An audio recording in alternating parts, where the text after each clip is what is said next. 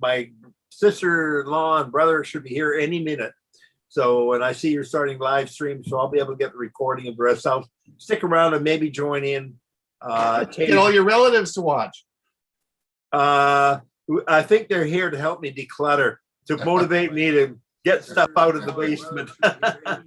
All right. Oh, Right. good luck. I find every bag I fill up, there's two others. Ron, Ivana's got a question or a comment. Go ahead. Ron, on Yes, your Oculus, I bought one the other day. Where do I find that program for bicycling in foreign countries? Oh, that's the oh darn it, what's it called? Just a minute.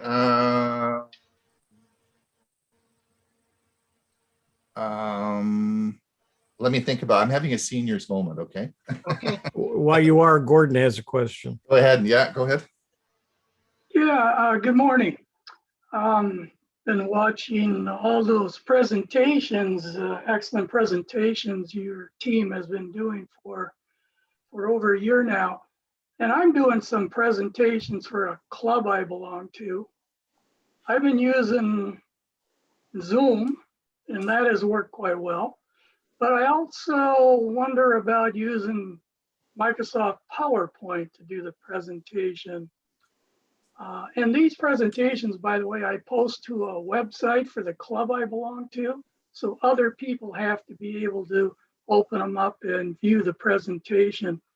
What's the better way to go? Zoom, PowerPoint, pluses and minuses? Okay, I can answer that, and I can answer that. All right. So before everyone jumps in, so the first thing is if in your PowerPoint presentation, you can actually just share your screen and use the PowerPoint. But within Zoom, there actually is a PowerPoint option to actually use it. And you see the background I have on my slide. You see the virtual. You can have you can have your PowerPoint as a screensaver, right? And you can go through the PowerPoint and you're in front of it like I am. All right. And that's a Zoom feature. But aside from that, you just share your screen and use Zoom. There's no problem.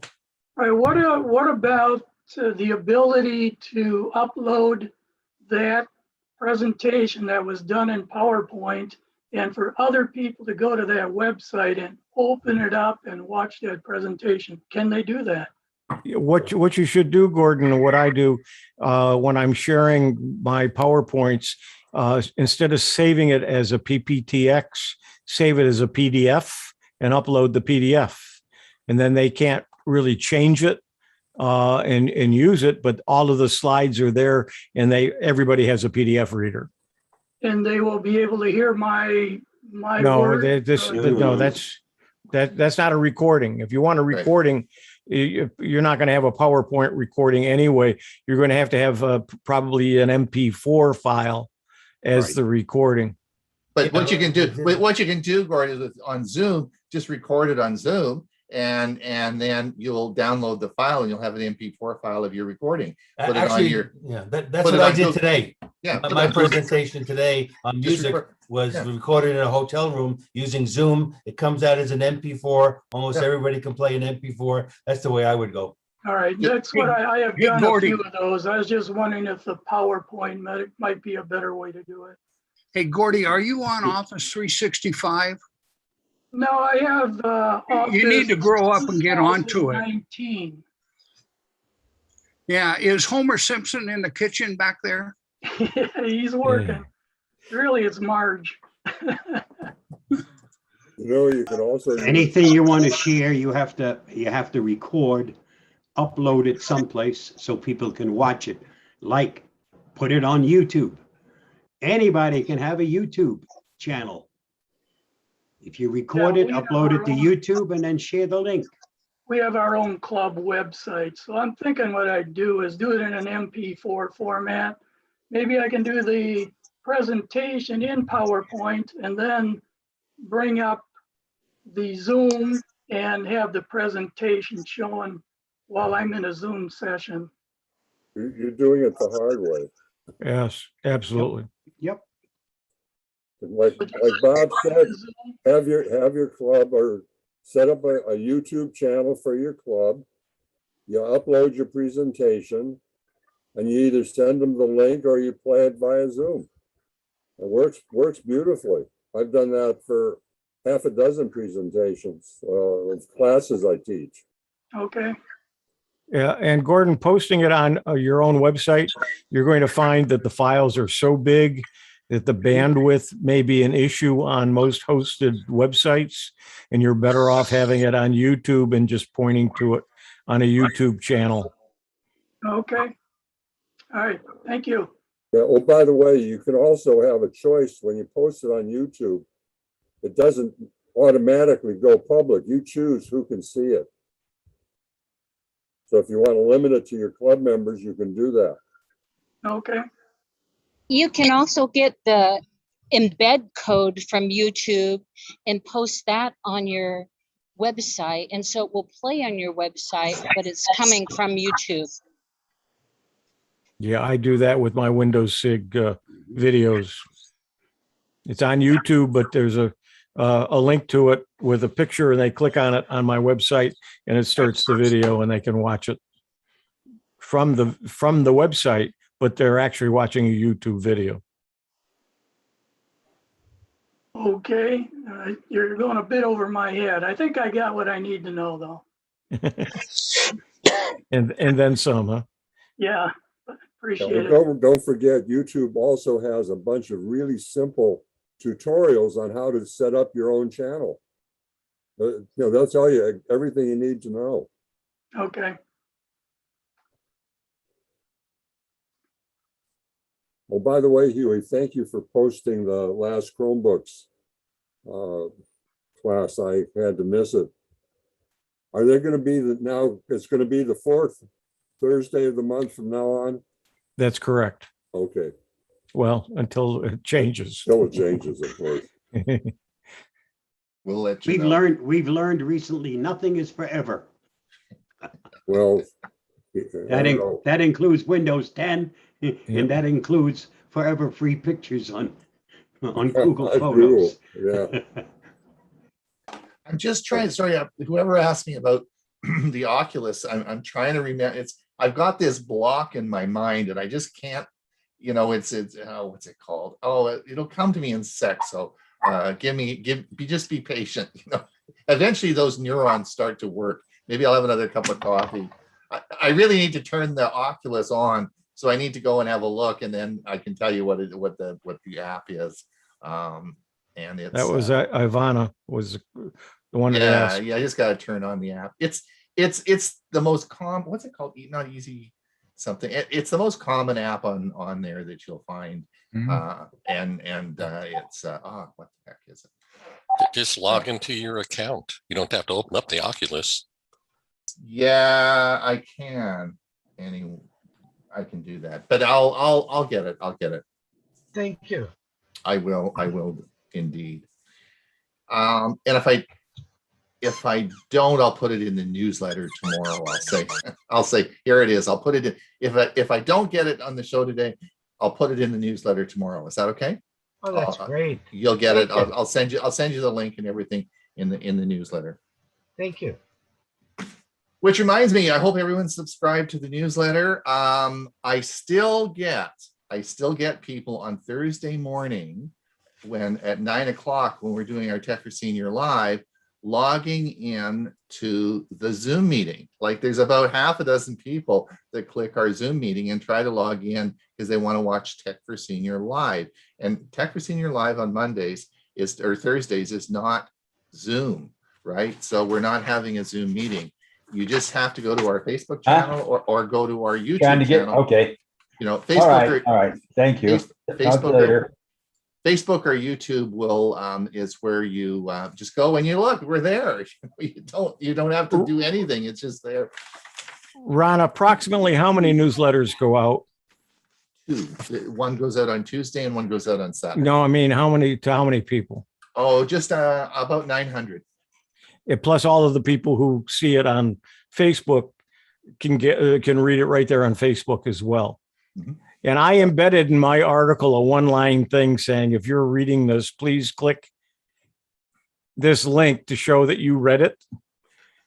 I had 21 people click it. So people, you're not reading all the way down to the bottom. And one of the things about the newsletter is your newsletter. It's not news. It's not a letter and it's not news. Don't look at it for that. It's a reference point for all the links that you need to access any of the services that we have. And you should save it. Not that you need to read it, but if you wanted to watch the show on Thursday, all the links, just click the link and boom, you're in the show. So all those links are there. Ray's music, we have Ray's, all his songs are all on a playlist. It's all in the newsletter. You just click on that and save it. And any song in the show now, it will automatically be added to that playlist. And you've got like 3 hours of listening to all Ray's great songs. So it's those are in the newsletters for you, and that's what they're there for. And so that's so you should, if you haven't subscribed, we only send 2 out. We're not going to spam you. We don't sell them the list. It's just you'll only get the 2 newsletters a week from us. And we'll and of course Bob and Hewie and Dewey, we all put a little something in there for some information for you that is to make so that there's something else there. So we try to make some value in it, and but we have to get them out twice a week. So what do we got? 1 minute left, and then we are going to start. What do we got? 82. Well, that's pretty good in the summer with everyone traveling. 82, and we always get a few more last minute. We'll go for that. I'll see if I can remember to share my sound, guys. I screwed it up the last 3 weeks in a row, so I don't know why the default isn't to share your sound. If you don't want to share it, you should have to click the button. Wouldn't that make I have another request in to make that a selection that you can choose, but that always takes a while if they allow it at all. Yeah. I'm on Tech for Seniors right now. Where do I find the newsletter sign up? Right at the front page. It's right on it says news, sign up for the newsletter. It should be. Oh, okay. I just found it. Okay. Right there. Okay. Sign up. Right there on just sign up. We don't even want we only want your first 10 o'clock. It's 10 o'clock. We got to roll. We will start the show. We'll start the show. All right. Let me mute all. We'll do this. We are now, Bob, I clicked the button.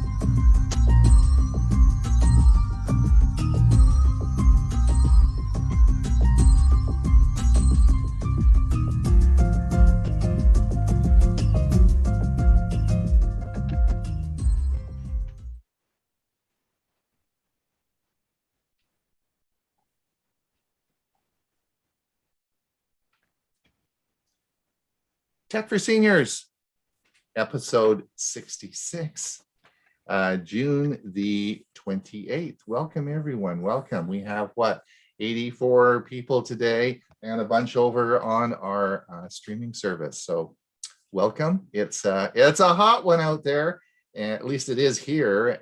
So the AC is running, keeping us cool in our little house here, which is great. Thanks, everyone.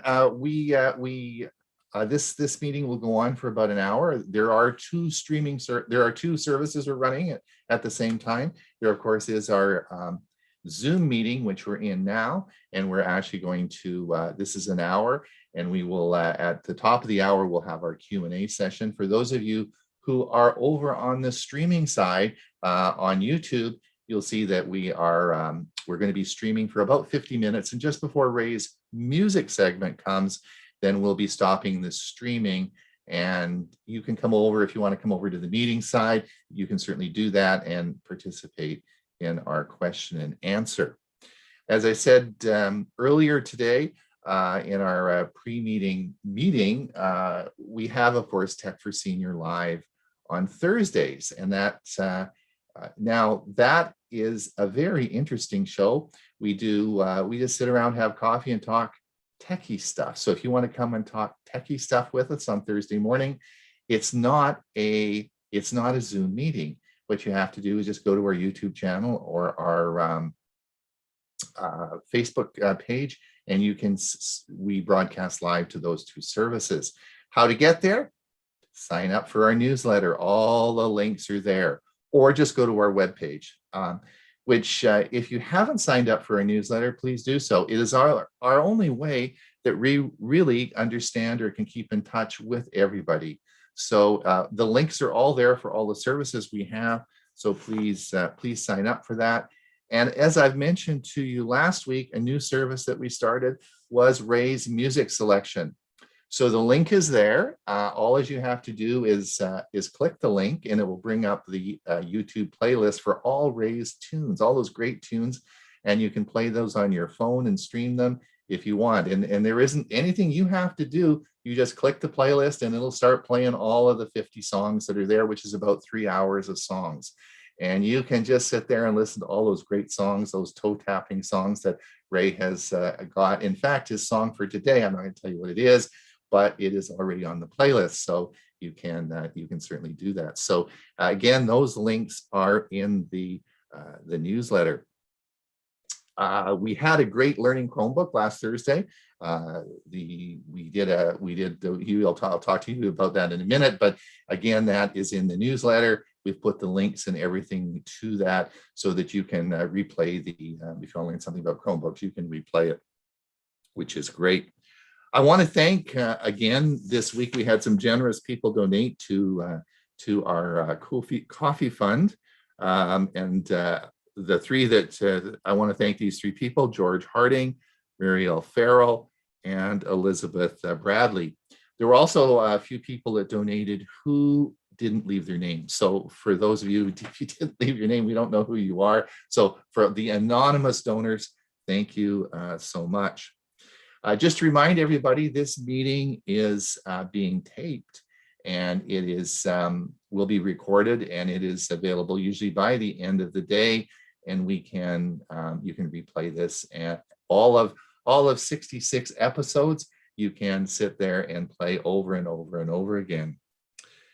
What happened a year ago? Well, we'll get to that in just a second. Let me introduce our staff. Hewie, where the heck are you? There you are. Unmute yourself and say hello. I got to unmute myself first, don't I? Hi. Yeah. So listen, that was good. We had a good learning Chromebook, eh? It was really good. And actually, we've had some comments that some people have written me. We're going to put some kind of a survey together to find out what people want to know about Chromebooks. But the big news this week is the Zoom is going to have a Chromebook version ready to, and it's going to be released tomorrow. That's great. Yeah, that'll be a new app that we can use on our Chromebooks to connect to Zoom, right? Yep. Yeah, so that'll be really cool. What I think we're going to get that at the Play Store. Was that where we're going to get it? Yeah, it'll come through the Play. Yeah, I believe so. It might be through the web store. It's a PWS file. Okay. Well, we'll keep in touch with everybody and let everybody know about that. Yeah. Bob, where the heck are you? You're talking a lot today. You've got a whole bunch of things going on, eh? Just a couple of things. We have a nice cool down going on in New Mexico. We were at 100 plus. Right now I'm sitting at 67. Doors are closed. AC is off. Oh, really? Wow. Not here. We got the AC going, and oh my gosh. All right. Well, we'll talk in a couple of minutes. And of course, Dewey is going to, Dewey is a man of many things. He's got a birthday coming up. He's got a new high-tech barbecue I want him to do a whole show on. He's got all sorts of stuff going on. But this week he had a bit of a disaster. Do you want to tell us about that? Unfortunately, I was working on my presentation on Saturday and was nearly through. Decided to take a break about 4:30, so I decided to close out some other documents on my computer, and I accidentally closed out my presentation and lost most of it, because when they asked me if I wanted to save the changes, I said no. So I thought it was a different document. So I lost it. So I'm going to reconstruct it and do it next week, and we'll see you then. All right, that's great. Thanks. And listen, next Monday is Dewey's 87th birthday. Right on the show. I need someone to bake him a cake here. All right. So that's going to be a challenge. My honey Snooky is going to be baking one. Oh, is she going to do that too? Very good. Excellent. Excellent. That's great. And of course, where's Bill? Bill's sort of stepped out. Bill, of course, is on our staff as well. Bill James, and he'll be coming over. He might even show up this week on Tech for Senior. We're not quite sure yet. So thank you so much. The other thing is, where's Hewie? I got a question for you. On episode 14 a year ago, do you remember what segment you did? And you should remember this. I don't remember why I came into the room the other day, so or last hour or so. So you don't remember what you talked about a year ago? Not a year ago, no. All right. So you talked about your new computer. 1 year ago today, you got your new computer. And I ran a test on it, and it is going to run Windows 11. Oh, there you go. You don't have to get a new one. So, and you talked about Flip, which was an interesting soft piece of software. So if you are interested, again, you can go back. It is episode 14, 1 year ago now, and you want to look in Flip, and Flip's an interesting news sort. I guess it's a news, it catches the news and so on and so forth. I don't remember. What was the name of it? Flip, F-L-I-P. I don't even remember what you don't remember it. Okay. And then I talked on the Ring doorbell and all the different types of Ring door. I must have just put a Ring doorbell in, but I talked on Ring doorbell. So that's what we did 1 year ago. I want to thank Ellen again for indexing and keeping everything up to date. So if you do want to download the index file and you want to do some searching on all those past programs, thank you, Ellen, for doing that. And we will, and it'll be continued to be updated. Well, we have a huge show for you today, so I better stop blabbing. And Bob, are you going to do the security update? Yes, I am. But before I do that, I have something else I want to share. Something very recent that came up after the feature for today was already put together. Let me share my screen. I might as well make sure I share my sound, even though I don't need it for this.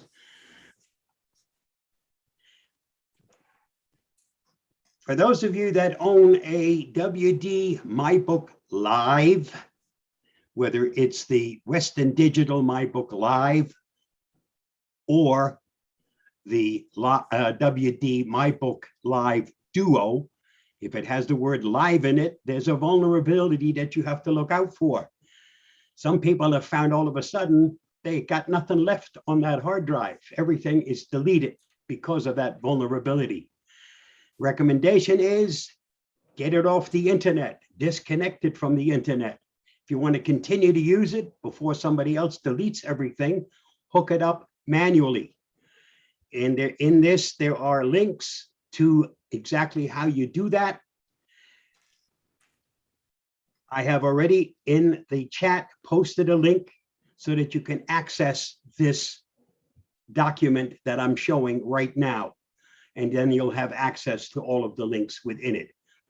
But if you own one of these devices, it's important. Don't leave it connected online, because you could wind up with somebody resetting it to its default and emptying that device. Not something very pretty if you've got lots of stuff on it.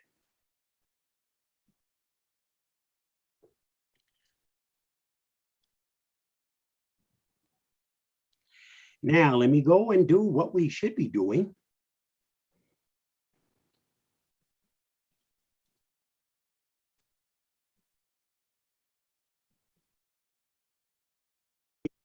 Here is the Avast Security News Roundup for the week ending June 25th, 2021. Privacy advocates say no to e-proctoring. Nonprofit privacy activist group Fight for the Future has launched a new website that tracks the decision of major American colleges and universities to either do away with or continue using e-proctoring software. Apps that fight for the future claims endanger privacy and use racist algorithms. The group states on the website, which provides links to tweet and email the schools, as well as petitions to sign that call for the banning of e-proctoring apps.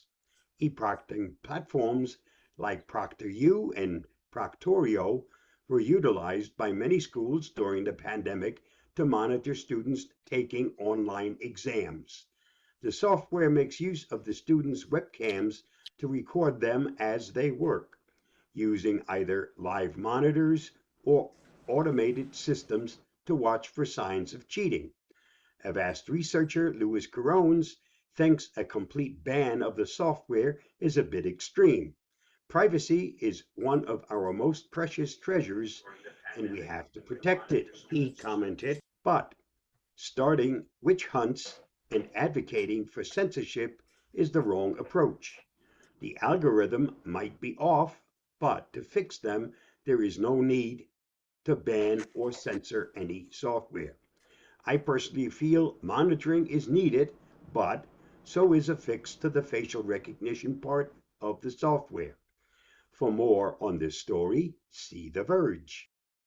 US and EU team up against ransomware. Following the EU-US Justice and Home Affairs ministerial meeting in Lisbon this past week, the European Council issued a joint statement recapping how the EU and US restated their commitment to work together in matters of cybercrime, with particular focus on ransomware. After the meeting, US Secretary of Homeland Security Alejandro Mayorkas commented, "We have now a new ransomware working group to address the scourge of ransomware that has hurt the US so much and so many other countries." The use of ransomware has surged globally since the pandemic began. For more, see Politico. Data thieves offer victims data to rivals.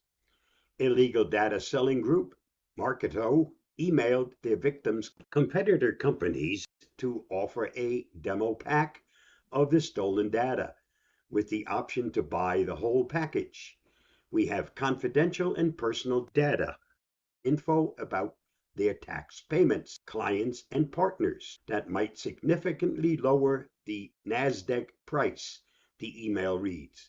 Bleeping Computer, which saw the email, reported that the list of email competitors included multinational billion-dollar companies whose names would be immediately recognized to everyone.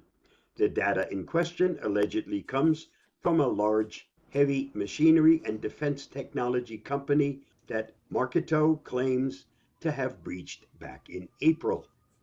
Arrests don't stop C10P ransomware gang.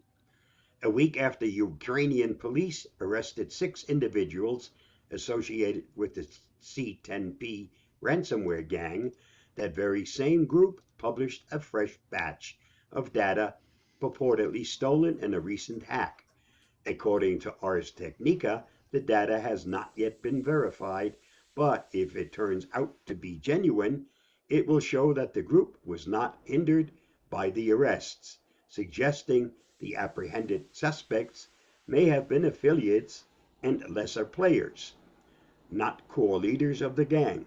C10P has been around since at least 2019 and has targeted a variety of entities, including Shell Oil Company, U.S. Bank Flagstar, and Stanford University. Fair Repair Act goes to Washington. Congressman Joseph Morelli of New York filed legislation this week to make it easier for consumers to fix their own broken devices without having to pay exorbitant fees to the original manufacturers. If passed, the Fair Repair Act would require manufacturers like Apple and John Deere to give device owners and third-party repair shops access to replacement parts, diagnostic information, and any special tools needed to repair their electronics. Various similar right to repair movements have been launched at the state level, but there is yet no national law. The right to repair movement also pushes back against the trend of planned obsolescence. For more on this story, see Gizmodo. Last week, we talked about Windows 11 or not. The rumor has now been put to rest. Yes, there will be a Windows 11 later this year. Microsoft has made a website available where you can check out the system requirements needed for the free upgrade from Windows 10 once it's available. See the link below. Microsoft also offers a tool that can be downloaded and run to check if your computer is capable of running Windows 11. Again, download it from the link below. Out of my 4 computers, only one is capable of upgrading to Windows 11. The ironic part is that the one I can upgrade was the cheapest computer that I own. And that wraps up this week's Avast Security News Roundup. Stay safe, stay secure. I'll see you again next week. Bye-bye. Well done, Bob. Thank you. We'll be seeing you again shortly, right after the next segment, right? So, all right. Let's, now I'm going to share my screen and we'll move on to our next presentation. Sound shared.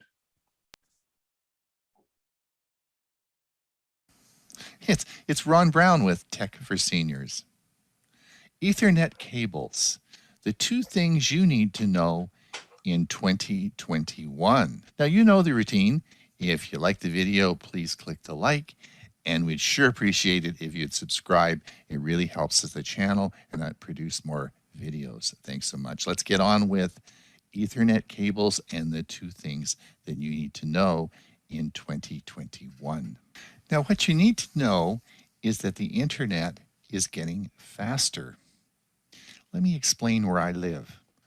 I live in Comox, British Columbia, which is on an island off the coast of Canada on the west side. Now, we really call this the Shangri-La of Canada because it's so beautiful. We don't make it easy to get here. We charge you a lot of money to get on a ferry. You have to travel for an hour and a half on a ferry. You then get docked at a place called Nanaimo. Remember where they make the Nanaimo bars? Yes. And then you head north and you have to drive for another hour and a half to get to Comox, British Columbia. Now, unfortunately, there's about 80,000 people that live in our regional area who all like this area. So I wanted to set the pace for it being fairly rural. But let me tell you, when the technician connected my gigabit service for Shaw, our cable provider, 6 months ago, he told me that most of the connections now were all gigabit services because that's how they connected your television, not the old PVRs. So yes, it's very common for a big gigabit service now. I also, at the front of my house, TELUS, which is our major telephone company, many years ago had fiber optic cable for me at the front of my house, again providing a gigabit service. So I have 2 options from my house to get a gigabit service. One of my friends down the street, she works at a bank. She has a very important job. She actually has a gigabit service from both companies, Shaw and TELUS, into her house, and she has a redundant modem system so that it switches if one goes down or one's slower. Pretty cool. So the point that I'm making is that a gigabit service now is very, very common. It is also cheap. Can you believe it? $80 a month for a gigabit service with Shaw Cable Services. That's $50 US or even less. Unbelievable. So yes, I do have 1,000 megabits download at my house, and I've been using that now for the past 6 months. Pretty cool. So yes, the internet is getting faster. Starlink is broadcasting across most of the United States now. We're seeing speeds of an average download with Starlink at around 300 megabits per second.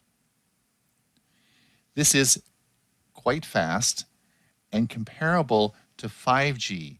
The fixed-base 5G is now available in most major centers across the United States. I've talked about this in the past year and would really encourage you to have a look at your internet service provider as things are changing very quickly. The average speed of a fixed-base 5G network is around 300 megabits, about the same as Starlink. But we're going to see, as these networks mature over this year, we'll soon see that the fixed-base 5G will quickly become a gigabit service. Now, for those of you who are lucky enough to be close to the very fast 5G, the millimeter wave, you'll see potential 5,000 or 5 gigabyte download in those areas. Pretty darn fast. But hold on now. China is already rolling out its 6G networks, and it looks as though they're going to be up to 200 gigabit download. This is made by Huawei in China. So the internet is going to get very fast, very quick. Hold on, put your seatbelt on. Now, most of you connect your computers and devices through Wi-Fi in your home. We've talked about Wi-Fi congestion in the past, and certainly it is a problem as these speeds increase.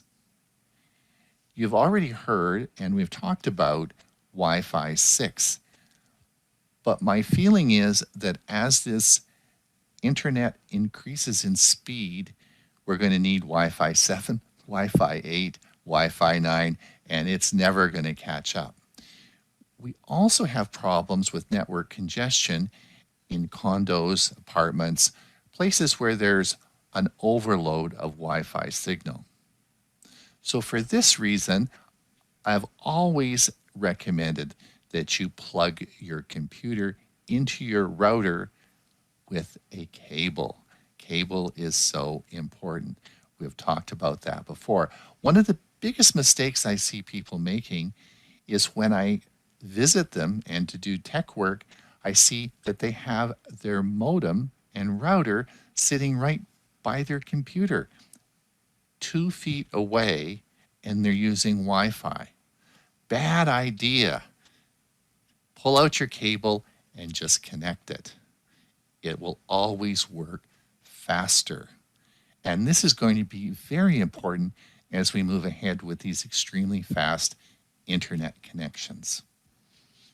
Well, behind me are Cat5 Ethernet cables. And you're going to say, whoa, Ron, what's all that terminology?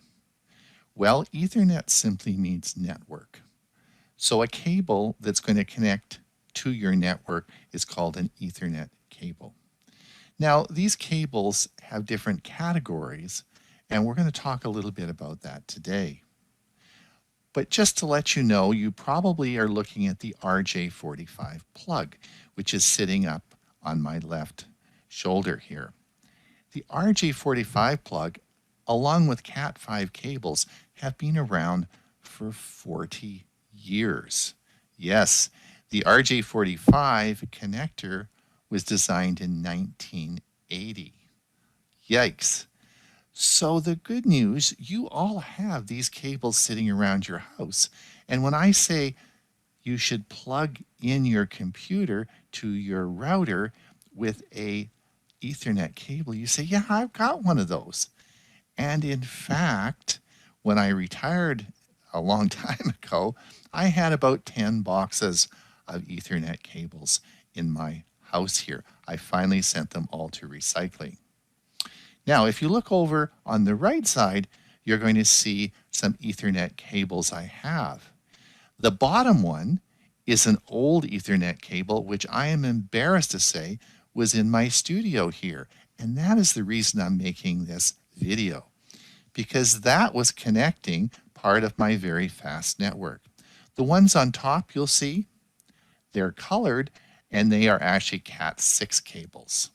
So what does all this mean and why did I make this video and what pointers can I give you? Well, let's look at that. Yes, the cables have categories and we're going to talk about Cat5 cabling. We're going to talk about Cat5e. And really that's the only two things you'll need to know. There'll be Cat6, Cat7, and Cat8. So let me explain the categories on this, okay? All right, here are the two things that you need to know. Remember, I told you there were just two things that you need to know in this video. The Cat5 cabling, and the category is written on the side of the cable, so you can look at the side and read the category of the cable. Cat5 cabling hasn't been sold for many, many, many years now. And however, you probably have those cables sitting around your house and are using them. The old Cat5 cabling had a rating of 100 megabit per second and a run of about 330 feet at about 100 megahertz. So what does all that mean? Well, it means that if you're running a network and the speed that the data is going to go through the cable on a Cat5 cable is around 100 megabits. That was fine many years ago when we had very slow internet, when we're talking about 2, 5, 10, 20 megabit per second. But as I've said earlier in this video, we're now looking at extremely fast speeds. So those Cat5 cables won't carry the signal, particularly if you're now on fixed base 5G or Starlink. You don't want to be using your old Cat5 cabling. If you've bought a Cat5 cable in the last, let's say 10 years, you would not have bought the old Cat5. You would have bought the Cat5e, which is in the enhanced. And the Cat5e is 1,000 megabits, or it's a gigabit cable, which is good.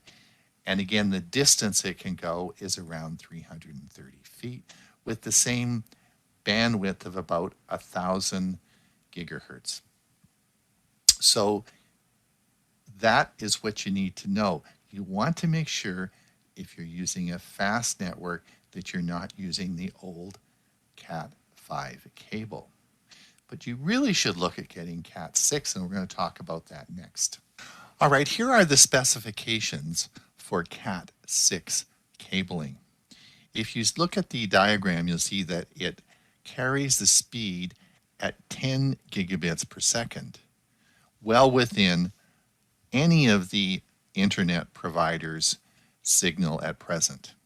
It goes for about 180 feet, but more importantly, the bandwidth that will carry is 250 megahertz, or 2.5 times what a Cat5 cable is going to carry. It can carry that much more data. Now the Cat6A cables, again, 10 gigabytes, which is the same, they can go for a longer cable run, and you can get up to 330 feet on a 6A cable. Again, it's still 250 megahertz. Now the cost of these is really cheap and no different than Cat5, so we're now at a stage that everyone should be using Cat6 cabling. I don't know why it's so expensive at Best Buy. I tried to buy some the other day, but it is very cheap on Amazon. I bought five cable, five 5-foot sections of cable of Cat6 cabling. It came with the ends and color coded and everything on them, as you saw in the diagram, and it was $18 Canadian, which would be probably $13 or $14 US. So it is just as cheap, if not cheaper than Cat5 cabling. So that is what you should be using. Now, I wanted to just remind you, if you sold your home and you moved into a condo or an apartment that was maybe 25 or 30 years old, you then arrived and said, that's great. It's got cabling in the walls, just what Ron asked for. We won't use Wi-Fi. It's going to be a very congested area because it's a big apartment building, and we know there's a lot of congestion, Wi-Fi congestion. It's got cabling and we can plug it in. Well, just remember, the cabling in the walls is most likely going to be the old Cat5 cabling. And if you've connected to 5G fixed base and you've got a really fast connection for your apartment, it's not going to work. Conversely, you should make sure that if you are building an extension on your house, you're putting a room on, you're adding some cable in, which you should add the cable, please make sure you at least consider Cat6 wiring. You don't want to be putting wiring back in the walls that will limit the functionality of your internet speed. Well, the Cat7 cable transmits data at the same as the Cat6, but the amount of data is 600 megahertz, which is 3 times as much data that it will carry. I think if you're planning an expansion in your house and you're looking towards putting new cabling in, Cat7 isn't that much more money. I think this is certainly well worthwhile and something you should consider. Now, there is a Cat8. Yes, there is a Cat8, which of course transmits at 40 gigabits, but has a 2000 megahertz bandwidth that's going to transfer data at. And of course, I had to buy one of those cables. They're about 3 times the cost of a Cat6 cable, and you'll see it on the left-hand side of your screen. It's a little bit thicker. It still has the RJ45 connector. Why did I buy that? Well, because I co-host a show called Tech for Senior, and my 2 co-hosts, Bob and Hewie, don't have a Category 8 cable. So I wanted bragging rights, and I can say now that I have Category 8 cabling in my house. It's Ron Brown. I hope you've had as much fun watching this video as I had making it. Remember, please like and subscribe, and we'll see you soon for the next video. All right. All right, Bob, are you ready to roll?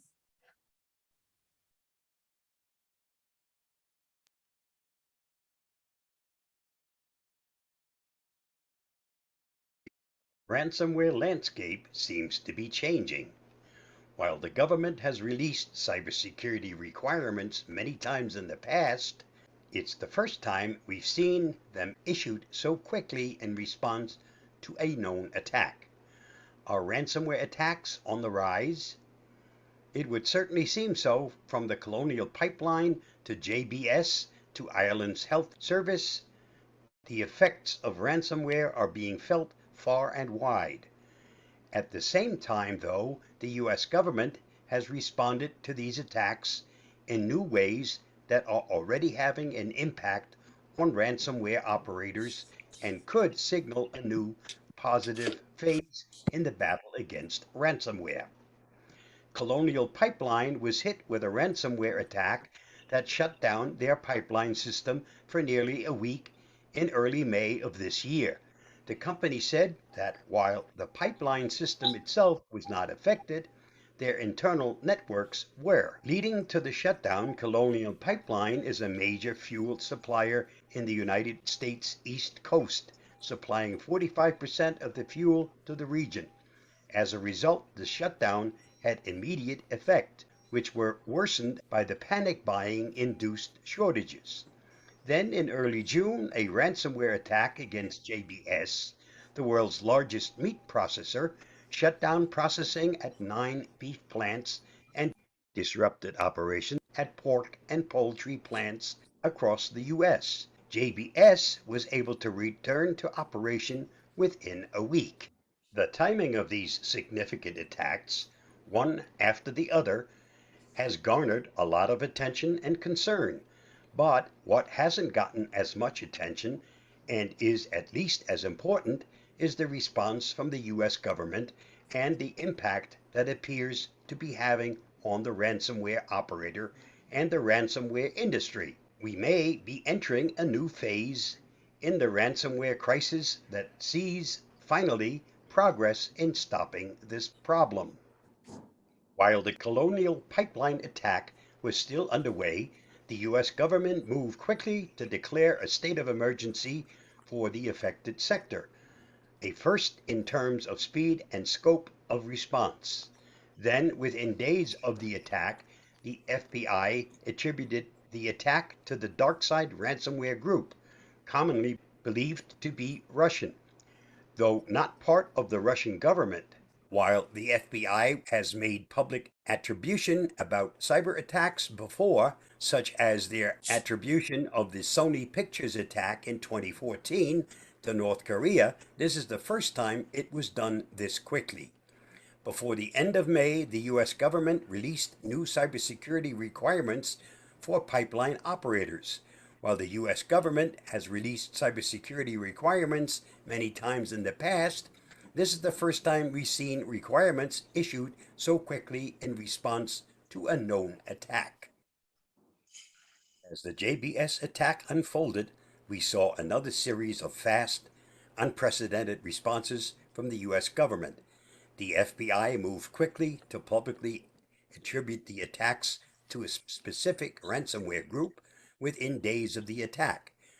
The timing naming Revel ransomware group, and Neuberger, Deputy National Security Advisor for Cyber and Emerging Technology, then released a memo urging business leaders to take the threat of ransomware seriously and providing specific guidance on the steps they can and should take to help prevent these attacks. Most significantly, we learned that the U.S. Department of Justice released a memo to U.S. Attorneys General offices across the country, telling them to prioritize ransomware attacks at the same level as terrorism cases. This is a truly unprecedented move that puts ransomware literally at the top of the list for U.S. law enforcement. To underscore how seriously the administration is taking these ransomware attacks, on Monday, June 7th, 2021, the U.S. National Security Advisor, Jake Sullivan, said that the administration was planning to address ransomware at every stop of President Biden's planned first international trip. He said they hope this would lead to a U.S. and allies developing an action plan clearly indicating a goal of strong coordination to combat the problem. That same day, the U.S. Department of Justice announced that they had recovered 2.7 million of the 4.4 million ransom Colonial Pipeline had paid. Another action unprecedented in speed and scope. Taken altogether, these actions constitute a significant change in posture by the U.S. government and federal law enforcement towards ransomware. And we can see that some of these actions are already having an impact on the ransomware industry. To see the impact of at least some of these actions, we can look at the DarkSide ransomware group behind the Colonial Pipeline attacks. First, it's notable that within just a couple of days of the Colonial Pipe attack, the DarkSide ransomware group issued an unprecedented statement that appeared to put distance between themselves and the impact of the attack. The DarkSide group actually operates with an affiliate model, meaning that others launch the actual attacks using DarkSide's technology and infrastructure for a fee. The tone of the statement and the fact that they blame the attack on a bad affiliate appears calculated to try and diffuse any potential retribution.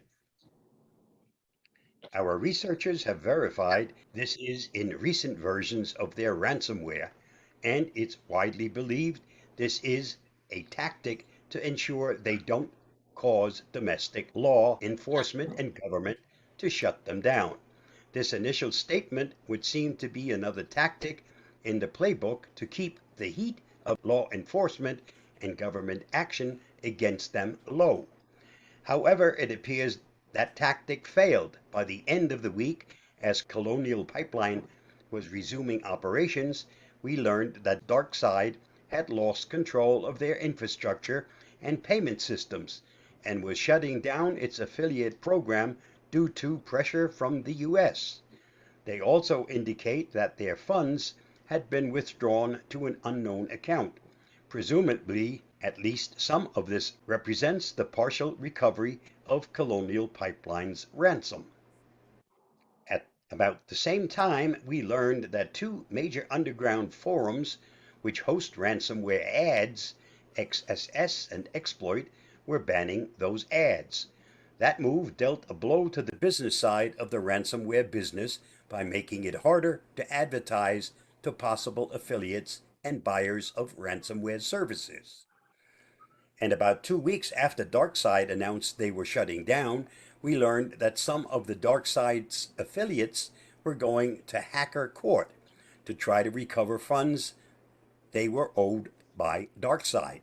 Finally, just days after the FBI named Revil as behind the JBS attack, Revil released their own statement seeming to try to distance themselves from the impact of the attack, similar to DarkSide's statement. When we look at what the DarkSide and Revil groups have done, what has happened to them, and how others are responding, it's clear there is a sea change underway. Both DarkSide and Revil took steps to try and distance themselves from the impact of the attacks attributed to them, which was unprecedented. DarkSide has seen its operations disrupted, their money taken, and is dealing with affiliates who say they are owed money. Right now it appears they're out of business. Two major forums for ransomware advertising have banned those ads, which will have an impact on all ransomware operators, making it harder to carry on business as usual. And other ransomware operators have noticed the push and taken action. For example, Avedon ransomware shuts down and releases decryption keys. The Avedon ransomware gang has shut down operation and released the decryption keys for their victims to bleepingcomputers.com. On June 11th, Bleeping Computer received an anonymous tip pretending to be from the FBI that contained a password and a link to a password-protected zip file. After sharing the file with Fabian Wosar of Emisoft and Michael Gillespie of Coveware, they confirmed that the keys are legitimate. Using a test decryptor shared with Bleeping Computer by Emisoft, they decrypted a virtual machine encrypted today with a recent sample of Avedon. Stay safe, be free, keep your guard up.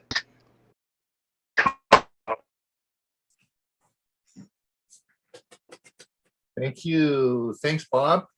I'm just going to mute everybody again. Hewie, you might have to unmute yourself. I just want to mute everybody just to make sure that we just keep everybody quiet. Okay, if you want to unmute. Okay, you're ready to roll? I am.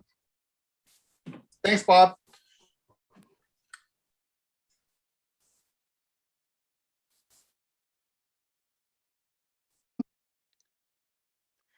Windows 11 questions and answers. On June 24th, Microsoft introduced Windows 11. They didn't give us a lot of information, but they did post it on their website. Here is some of that information from Microsoft. I'm Hewie Poplock. What's the difference between Windows 10 and Windows 11? Windows 11 has all the power and security of Windows 10 with a redesigned and refreshed look. It also comes with new tools, sounds, and apps. Every detail has been considered. All of it comes together to bring you a refreshing experience on your PC. Remember, these are words from Microsoft. When can I buy a PC that comes with Windows 11 pre-installed? PCs with Windows 11 pre-installed will be available later this year. How much does a PC with Windows 11 cost? It depends. Many different manufacturers will offer a variety of devices that will run Windows 11, all at different price points. Where can I buy a PC with Windows 11? PCs that come with Windows 11 pre-installed will be available from a broad selection of retailers later this year. Details to come. Will my accessories work with Windows 11? If your accessories worked with Windows 10 and meet the Windows 11 requirements, they should work with Windows 11. If you want to be sure, please check with your accessory manufacturer. I want to buy a PC now. Will I be able to install Windows 11 later? Most Windows 10 PCs currently being sold will be able to upgrade to Windows 11. For the PC to be able to upgrade to Windows 11, it must meet the minimum hardware specifications, and specific hardware is required for some features. The upgrade rollout plan is still being finalized, but is scheduled to begin late in 2021 and continue into 2022. Specific timing will vary by device. How do I know if a new Windows 10 PC meets the minimum requirements? There are a few ways to find out. If you're currently shopping for a new PC, look for free upgrade to Windows 11 on the fact tag. You can also ask your retail sales professional to confirm. When will I be able to upgrade to Windows 11 on my Windows 10 device? If your existing Windows 10 PC is running the most current version of Windows 10 and meets the minimum hardware specifications, it will be able to upgrade to Windows 11. The upgrade rollout plan is still being finalized, but for most devices already in use today, we expect it to be ready sometime in early 2022. Not all Windows 10 PCs that are eligible to upgrade to Windows 11 will be offered the upgrade at the same time. To see if your PC is eligible to upgrade, download and run the PC Health Check app. Once the upgrade rollout has started, you can check if it is ready for your device by going to Settings/Windows Updates. What are the minimum hardware requirements for Windows 11? The minimum hardware requirements are in the next slide. And there they are. A 1 gigahertz or faster processor with 2 or more cores on a compatible 64-bit processor or system on a chip. 4 gigabytes of RAM, 64 gigabytes or larger storage device, UEFI secure boot capable, trusted platform module or TPM version 2.0, compatible with DirectX 12 or later, with WDDM 2.0 driver, high definition 720p display that is greater than 9 inches diagonally, 8 bits per color channel. How do I know if my current Windows 10 PC meets the hardware requirements for Windows 11? If you would like to see if your current PC meets the minimum requirements, download and run the PC Health Check app. Here's what it will look like online and the address to download it. When you download it, you will get either good news or bad news. What if my PC doesn't meet the minimum hardware specifications? Can I stay on Windows 10? The answer is yes. Windows 10 continues to be a great version of Windows. We have committed to supporting Windows 10 through October 14th, 2025. How will I know when the upgrade is available for my Windows 10 PC? Upgrades to Windows 11 will begin to roll out late in 2021 and continue into 2022. During this time, we will be doing some behind-the-scenes testing and validating for your specific PC. Windows Update will provide an indication if and when your PC is eligible. You can check by going to Settings/Windows Update. How much does it cost to upgrade from Windows 10 to Windows 11? It's free, but only Windows 10 PCs that are running the most current version of Windows 10 and meet the minimum hardware specifications will be able to upgrade. You can check to see if you have the latest updates for Windows 10 in Settings/Windows Update. What is the difference between upgrade and update? An update can consist of bug and security fixes and new features in a version of Windows. They tend to roll out throughout the year. An upgrade is when you change versions, for example, moving from Windows 10 to Windows 11, or moving additions from Windows Home to Windows Pro. How long will a free upgrade offer last? The free upgrade offer does not have a specific end date for eligible systems. However, Microsoft reserves the right to eventually end support for the free offer. This end date will be no sooner than 1 year from general availability. Can I continue to use Windows 10? Yes, you do not have to upgrade to Windows 11. We will continue to support Windows 10 until October 14th, 2025.